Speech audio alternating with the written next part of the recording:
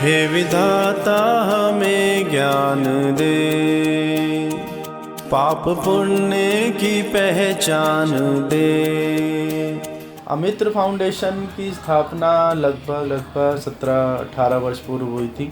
ऐसे ही स्कूल के आगे से मैं गुजर रहा था। जो स्कूल आजकल चल रहे हैं या जो सरकारी स्कूल्स हैं या जो स्लम्स में या स्ट्रेस में स्कूल चलते हैं, उनके अंदर जो बच्चे पढ़ रहे हैं, उसमें जो बच्चे ज्ञान प्राप्त कर रहे हैं, शिक्षा प्राप्त कर रहे हैं, उनको किसी प्रकार की हीन भावना ना हो, इन्फीरियरिटी कॉम्प्लेक्स ना हो, इसके लिए हमारा संगठन, हमारा ट्रस्ट काम करता है।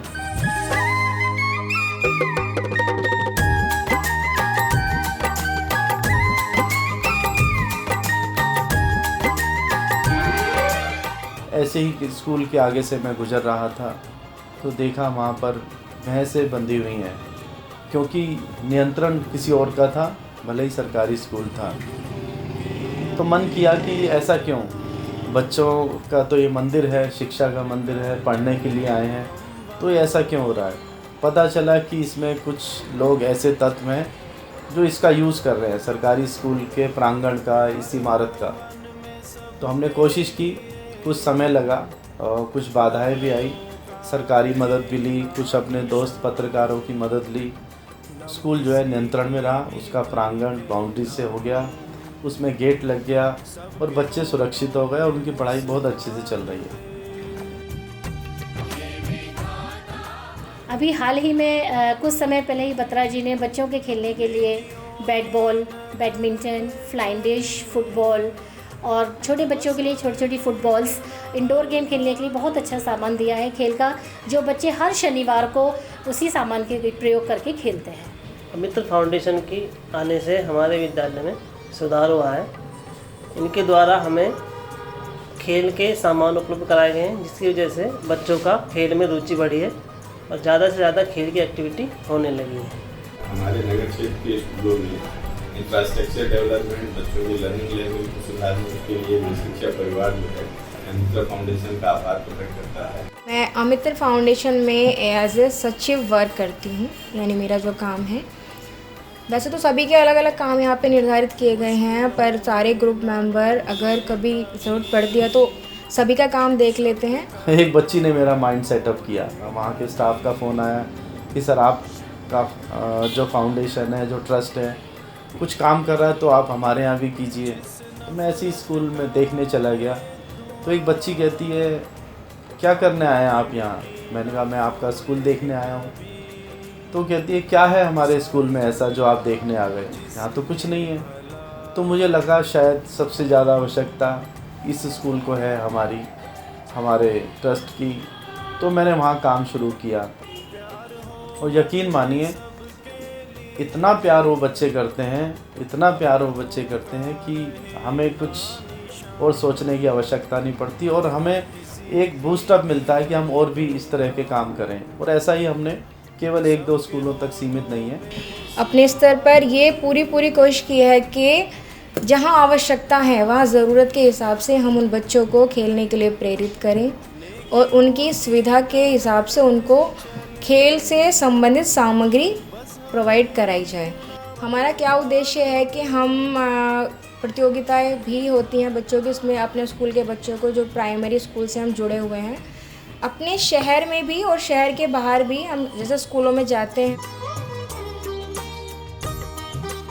अमित्र फाउंडेशन के फाइनेंस अरेंजमेंट्स का कार्य देखता हूँ। हम स्कूलों में जाना, वहाँ के जो प्रॉब्लम्स हैं, अब वो चाहे प्राइमरी स्कूल हो या आपका जो ऐसे स्कूल जो बहुत कम फीस लेकर के कार्य कर रहे हैं, गांव में हो या थोड़ा छोटे शहरों में हो, हम वहाँ तक पहुँचने का प्रयास कर रहे हैं। हम चाह रहे हैं कि उत्तराखंड में भी हमने प्रयास करना शुरू किया है। उत्तर प्रदेश के अलावा हम कई और स्टेट्स में अपना वर्चस्व बढ़ाने की कोशिश कर रहे हैं। हमारा विशेष उद्देश्य यही है, आओ कुछ बेहतर करें। मैं अमित्र फाउंडेशन में एज अ ऑडिटर काम करती हूँ। वैसे तो हम लोग के सारा स्टाफ सब अच्छा ही काम करते हैं। वो लोग किस तरीके से काम कर रहे हैं या फिर जो रिक्वायरमेंट स्कूलों से आ रही है वहाँ यूज़ हो रही है कि नहीं हो पा रही है, इस चीज़ को देखना, जो भी सुविधा हम उन लोगों को प्रोवाइड करवा रहे हैं उसी चीज़ का निरीक्षण मैं करती हूँ।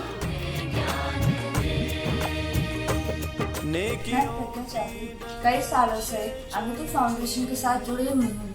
मैं इनके साथ अलग अलग स्कूलों में जाकर नृत्य और संगीत की शिक्षा देती हूँ, जिससे बच्चे अलग अलग जगह जाके अपने अच्छे नृत्य और संगीत की प्रदर्शन सारे प्रयास करने के बावजूद भी या फिर बहुत सारे उन्होंने बनाए भी हैं, प्रावधान किए भी हैं कि बच्चों को सारी सुविधाएं मिलें, लेकिन नहीं मिल पाती है। तो हमारा यही उद्देश्य रहता है और इसी चीज़ को देखते हुए हम गर्मियों में तो समर कैंप ऑर्गेनाइज कराते हैं। अमित्र फाउंडेशन का सदस्य हूँ और मुझे इसके लिए कार्य करना बहुत अच्छा लगता है। और मैं अमित्र फाउंडेशन से जुड़ा हुआ हूँ, काफ़ी टाइम से मैं वर्क कर रहा हूँ उनके साथ मिलके, और मुझे काम करना, बच्चों के साथ रहना और बच्चों के साथ वर्क करना बहुत अच्छा लगता है।